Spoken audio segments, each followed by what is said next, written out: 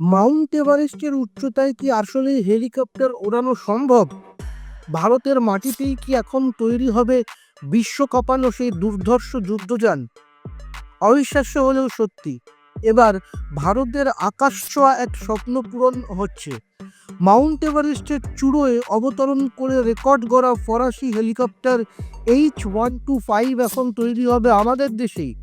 প্রধানমন্ত্রী মোদি এবং ফ্রান্সের প্রেসিডেন্ট ইমানুয়েল মাক্রো যৌথভাবে কর্ণাটকের ভেমাগালে এই ফাইনাল অ্যাসেম্বলি লাইন বা হেলিকপ্টার তৈরির কারখানার উদ্বোধন করেছেন। টাটা এবং এয়ারবাসের এই যৌথ উদ্যোগ ভারতের প্রতিরক্ষা ও বিমান শিল্পকে এক নতুন উচ্চতায় নিয়ে যাবে। এই H125 হেলিকপ্টারটি এতটাই শক্তিশালী যে এটি 2005 সালে এভারেস্টের চূড়োয় 4 মিনিট অবস্থান করে বিশ্ব রেকর্ড গড়েছিল।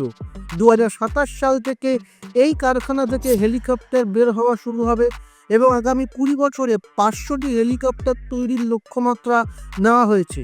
ভারতের এই মেক ইন ইন্ডিয়া বিপ্লব নিয়ে আপনার মতামত কি? কমেন্ট করুন।